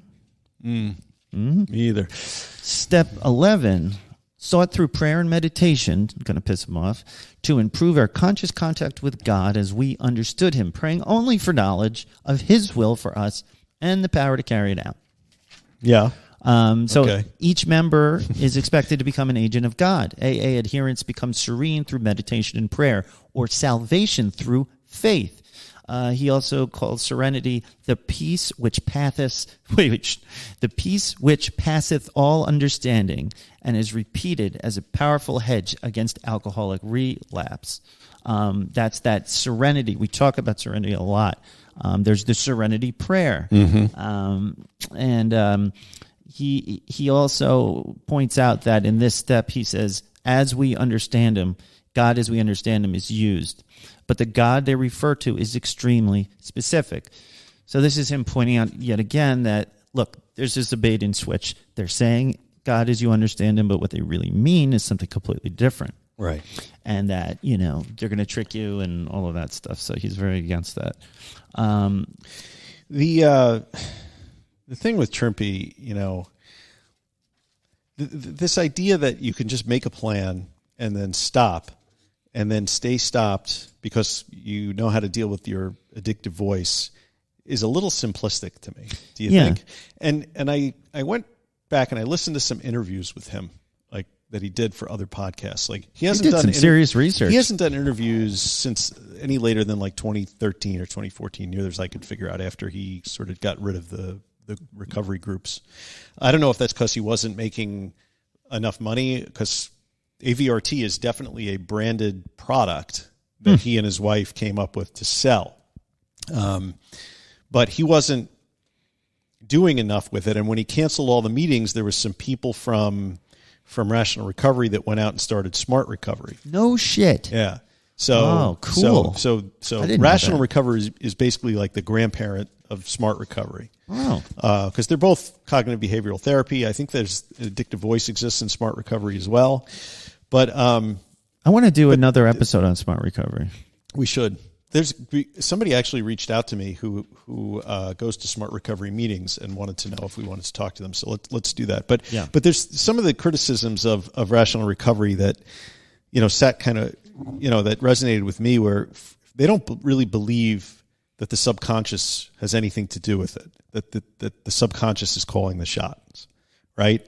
And I think you, without sort of dealing with the stuff that's lurking under the surface, right, you may be able to quit, but can you stay quit? Right, but that's part of the confession. That's part of telling someone else. That's part of writing it all down. I don't know if that's really what's going on in the subconscious. That's how you get because by definition, subconscious is below your consciousness. Yeah. How do you get to those things? But maybe not sitting down and writing out a list of your moral failings. Maybe that's not how you get there. Maybe therapy is how you get there. What do you do in therapy?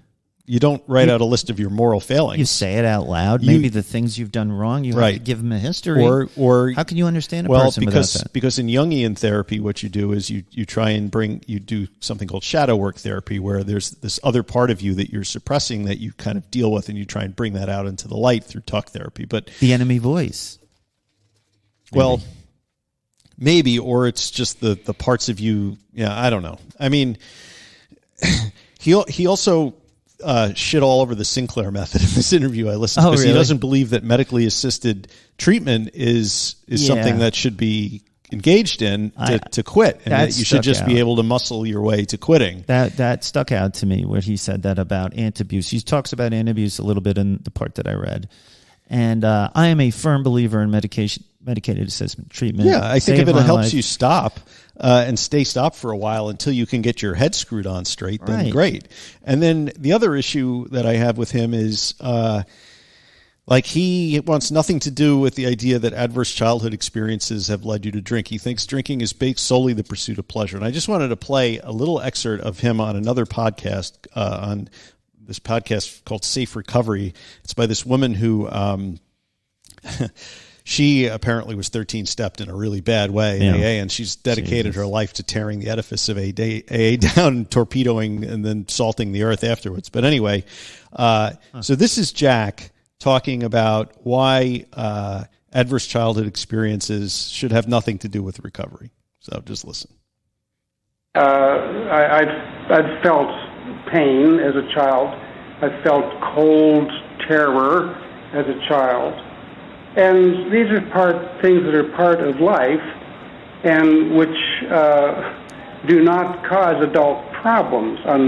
This is a rather a big contradiction to the mystery of victimhood that has swept through our culture.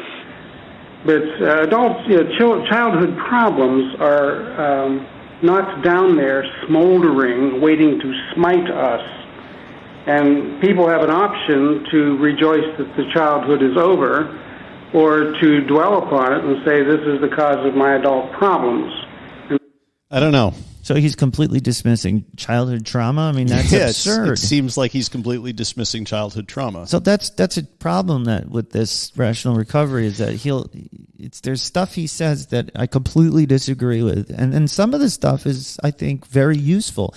Take what you want and leave the rest. And what about the idea that, if as he says, that drinking is always a choice, if drinking is always a choice, then stigma against people that continue to drink despite destroying their families would seem to be completely validated and warranted, right? He even says, much like Dr. Carl Hart, that heroin is not addictive in itself. Well, he cited the Vietnam. Right. Everybody's like, that is one thing. Like, since then, there's been a body of evidence that not only is heroin physically addictive, on top of being psychologically addictive, I went through it myself. So this idea that, one day you can just change your thinking and then not withdraw. I mean, I don't know. He does seem to have, the idea of like, what is rational thought? Is there objective rational thought, or is it subjective You know, Well, some people think everything is subjective. Right? well, I mean, this is rational thought according to Jack Trimpey, right? This program, right. right? So your childhood experiences are bullshit. Medication is a crutch that's just going to prolong actual recovery. This is what Jack thinks is rational thought. Right. But is it supported by evidence? I don't know. I mean, and then that one study, a little later on in that interview, somebody says, "Well, what about like?" Because he made some reference in his last book to you can use the AVRT technique for other things, like if your kid's gay or something, He says that? Well, it doesn't seem like he believes in biological determinism when it comes to sexuality, but rather believes in something called family values, and family values contain the remedy for addiction. So, I think the AVRT technique is extremely valid. Yeah. I think it's a great way to sort of separate your addictive thinking, but I don't know if I get behind all of Jack Trimpey's philosophy of life, and the idea that childhood trauma is all and ways of addressing that are all psychobabble. Yeah. He doesn't really.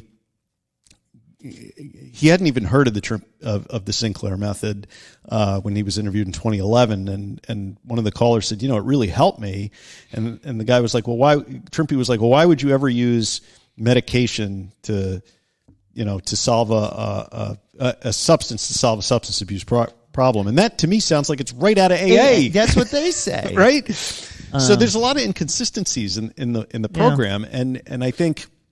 If you do go out and buy this guy's books, take what you're reading with a grain of salt, and just realize that this was sort of like a nascent movement to sort of separate recovery writ large from Alcoholics Anonymous. Yeah. And in that respect, it was successful. It did give birth to Smart Recovery. It probably was the grandfather of Annie Grace, Sure. and all cognitive behavioral therapy that flowed from it. But Jack's a little bit of a strange duck, and he's got some odd ideas. So keep that in mind if you're, Yeah.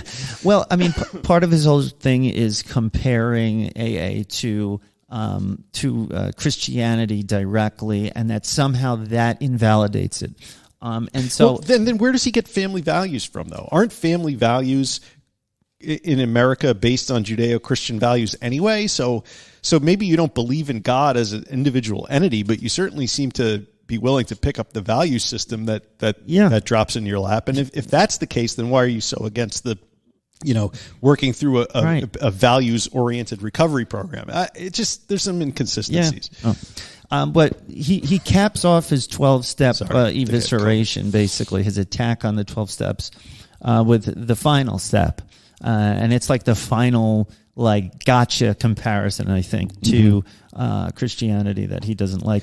And the 12th step is, having had a spiritual awakening, as the result of these steps, we tried to carry this message to alcoholics and to practice these principles in all our affairs. So he says, is a spiritual awakening different from religious conversion? If so, in what ways, he says. If not, and the awakening occurred as a result of these steps, is not the AA program a religious doctrine of redemption and salvation? If 12-steppers try to practice these steps in all their affairs, are they not practicing the religious life? Are many substance abusers really good candidates for this? Great question. If other AA members try to, quote, carry the message to other alcoholics, aren't they proselytizing or witnessing for an evangelical faith? All great points. I mean, there's some of that in there, but I don't think it's disqualifying the entire program, though. No, but I mean, he also goes out there and calls addicts at one point anti-family monsters, which are counter to evolution. So, So where do you get the I don't know. There's inconsistencies, but somebody quote in one of the forums I read said something I thought was interesting. They said, I think Anthony Bourdain applied AVRT without knowing it. he said, I understand there's a guy inside of me who wants to lay in bed, smoke weed all day, and watch cartoons and old movies, and my whole life is a series of stratagems to avoid and outwit that guy. Right? Yeah. This is a natural defense technique. That's it in a nutshell, right? Yeah. I mean, a lot of people are doing that, including myself, but if you have a formal hook like AVRT to hang it on, maybe that's helpful. So, well, I think we could do more shows in this. I don't know if we want to. We've got to move on right now, though. I recommend it. These techniques, I think maybe this should inspire you to check out Smart Recovery, I think is the better, which is a more evolved version of it. If you want to read the book, read the book. It's very interesting, and I got a lot out of it. It just reinforced some of my own techniques that I had developed as far as the enemy voice, and all of that. So we recommend you look into it. Read the book. Try not to get too pissed off. I had to put it down a couple of times and take a deep breath. Like, this guy is completely assaulting my faith. But you have to look past it. Realize that there's a reason that this method is not around in its original form so much anymore. Right. And that's what we studied today. This is the genesis of and that's, as they say, is that. With that, it's time for... You ready? I'm ready. Are you ready? A little bit. Recovering the news. Yeah! All right. Recovery in the news. Recovery in the news. Recovery. Recovery in the news. Motherfucker. Yeah. Before we start. Yeah. Our very favorite rendition of Recovery in the News was done by our friend Ryan. What an excellent version it was. And we're so happy to have that. I just wanted to give you guys an update. As you know, he finally was able to get into a rehab. He had a little snafu. They didn't have a bed quite yet, but he was able to stay on the couch. He's waiting, right? He's waiting at his recovery counselor's house. They're putting him up until there's a bed available. And the person he's staying with's wife actually runs the rehab. He's getting through this kratom and crack addiction, and actually maybe crack. He said he quit a while ago, but he still struggles with these things. And he's going to an AA clubhouse during the day while they're at work. Mm-hmm. He got through most of the withdrawal. He is having some trouble. It's very difficult for him, but he's staying the course. And Ryan, we are rooting for you. Keep updating us. Yes, we got sir. your message. We're going to play it on the Christmas special. We're rooting for you. You spoke to him yesterday? Yeah. Yeah, me too. He's determined to continue. He is, and he had some very nice things to say about our podcast. And all right. So along those lines, I was talking to him about heart palpitations and recovery, and I was going to do a story in Recovery in the News on the fact that only alcohol triggers an AFib condition, not a lack of sleep or caffeine or diet, to sort of bring out yet another reason why people should quit drinking. But hot off the presses, you're changing the recovery. I'm changing the Recovery in the News. Going off the outline. I'm going off the outline because you want to do that. Grant, our newsmith, or is that a word? He's the editor at large. The editor at large of the RMA Newsroom posted something this morning. Soberlinings Playbook. I'm breaking the story here. Me and People Magazine are breaking the story. Demi Lovado says that they, I guess she is a they, are no longer California sober.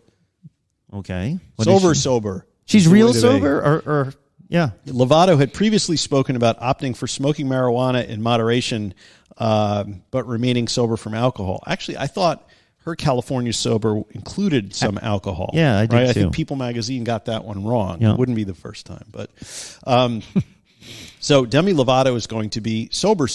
On Thursday, the 29-year-old singer announced that she would no longer be California sober, a term describing those who choose to use marijuana but remain sober from alcohol and instead opt for full sobriety.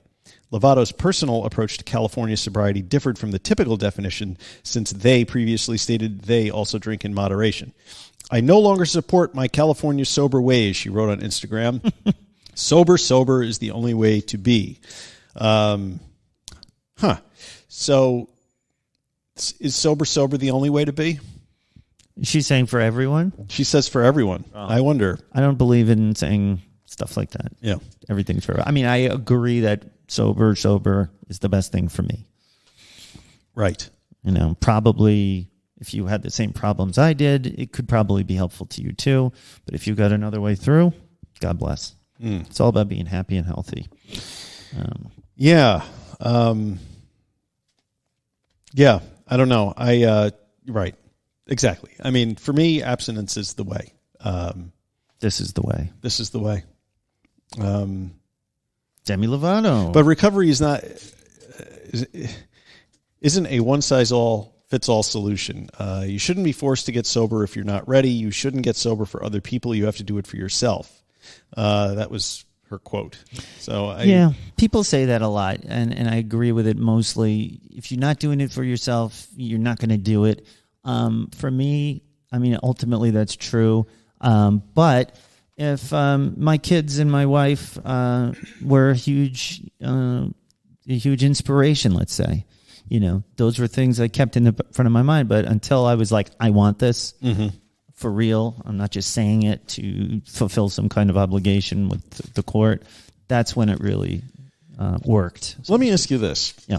Does intent have anything to do with this? Because there are people who are prescribed medical marijuana, you know, for a chronic pain condition, let's say, and take it as directed or what have you. And unfortunately, one of the byproducts of consuming THC is that you get a little bit high. Yeah. But your intent is not to get high. Your intent is to manage your chronic pain.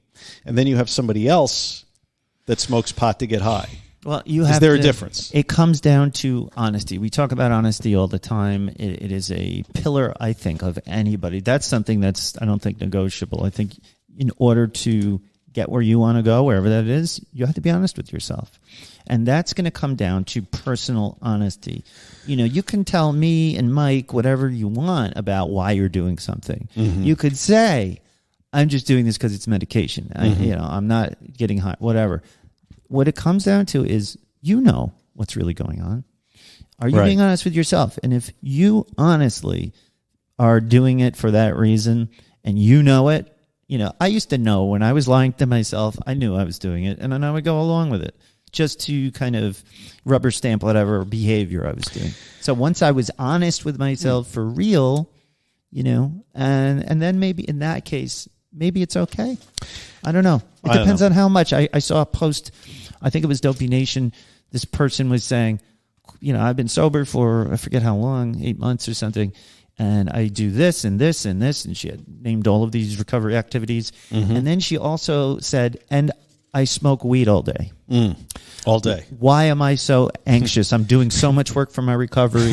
You know, what? Right. And I was just dumbfounded, and I'm like, wow, can you be that, like, can you be misleading yourself so much? Denial. That you can even write something like that and not see this obvious, I smoke weed all day. Like, you know, if you're doing that, I mean, it's proven to create anxiety and depression. You're going to be withdrawing from the THC when you're doing that much. So that's a good, example of self-dishonesty, I think. And once she read all of the comments, which were a lot nicer than I expected them to be, I was just trying to really, like, carefully point out, like, all that stuff you're doing is great. You know, maybe you ought to back off a little bit on the smoking weed. You know, take it back. Like, the point I made was, and she said, it's my medicine. And I said, I have high blood pressure. Right. I take only one blood pressure pill every morning. Right. I don't take my lisinopril all day long. So, you know, you have to just be honest with yourself, guys. Yeah. I mean, I think if you're taking medical marijuana and that's what works for your chronic pain, and getting a little high is a side effect of that medication, just like other medications have side effects, I don't see a problem with it at all. But if you're taking more than your recommended dosage, or you're taking it on days when you don't have pain because... And how could you smoke weed all day and then do all of the recovery activities she said she was doing? Well, you can take a small edible or something. You know, there's all different, you know. But I think we're talking about two different things. I think we're talking about, you know, in a medical state where you get medication for a specific thing, or you're talking about somebody that is smoking pot because they think it helps their mental state. Right. Those are two very, very different things. It is. So self-honesty. Anyway. And go from there. Covering the news. Yeah. Remember, this is all live. Yes, it is. No editing today. We'll do it live. Okay. Week in Weird. Ugh. See, that's the problem with we're live. rushing. We're rushing. Week in Weird. Man who dreams of becoming a, quote, black alien has 2 fingers removed to turn his hand into a claw. And there's pictures, too. The pictures are amazing. It's one of these body modification dealies. God's sake. Tattoo and body modification maniac Anthony Lovado has taken his ambition to become a black alien to a whole new level. The man shocked his followers. He's got a lot of Instagram followers after showing that he's cut off surgically 2 of his fingers to turn his hands into 3 clawed fingers. What doctor would do that? I don't know. They have pictures of him in the hospital and everything. He captioned his post. I think he's from another country where they do whatever. He captioned his post sharing with his 770,000 followers. What? Quote, on the other side of the world to continue my project. The procedure's going well. One more dream that has just come true. Thank you for doing your top job. Thank you, Mexico, from my heart. The graphic images, and they have pictures of this, showed that the man has 2 fingers removed. It looks crazy, too, from his left hand, and he has another plan in the near future to remove another 2 on his other hand. There's a mix of reactions under the post where some were impressed while others were aghast. One user in disbelief wrote, "Oh my God, you did it. I didn't believe it, but it's true. I hope your body will adapt." But another read, blatant disrespect to those who are unfortunate to have lost limbs and look for ways to function as the human body should. Another one, you're 100% going to regret this one eventually. No shit. Here's another fucked up part of this. He had his nose removal procedure done in Spain earlier this year. He made himself look like Skeletor, basically. Will no one tell this guy that he's suffering from a severe mental illness that needs treatment? No, because everyone's truth is true. Fuck that. Right? I don't know why you would. Your truth is the truth. Why you my would truth is my willingly make it harder for you to wipe your own ass by taking fingers off makes no sense to me. Because deep down inside, he's this black alien, and he won't feel complete until he has achieved this vision of who he truly is. You know, we could go a long way down that rabbit hole, but I do not think that that's where we should go. The last quote, he says, his last post, that when he was posting his nose removal, he praised a body modification shop and said, "Now I can walk with my head high. Thanks to you, I am proud of what we did together." Head high without a nose. You got to see these pictures and tell us what you think about this. This is something that's, in our society right now, this like whatever you feel is right. Your truth is the truth. My truth is the truth. It's all objective. I want to know how you monsters feel about this. This can go in a million different ways. Mike R. at middleagesrecovery.com. And that's the show, guys. You ever see like Week in Weird on Facebook? We have to do the closing. Right, just 1 second. Okay. You ever see how on Facebook they have like a picture of a guy with like his whole face is tattooed and nose rings and everything, and they're always like, describe this guy in 1 word, and the first comment is usually unemployed. Well, anyway, if you have that about does it for today. I know I had a great time. I cannot believe we pulled this off. We haven't pulled it off yet. No, we have to get it posted. We're going to run like hell to try and do this. I had a great time. Did you? Thanks so much for listening. Visit us at middleagesrecovery.com, Podbean, Apple Podcasts, Facebook, Instagram, Spotify, YouTube, and Twitter. So tweet us at twat, you twit. Yeah, do that. Support your favorite show. Buy a t-shirt. Drop a 5-star review. Join our private group. Or just write us. Say hello. A couple people have Say hi. Yeah, people have been reaching out to us, having a little trouble. We're not doctors and we're not professional therapists, but we can help and support you any way that we can. We will do that.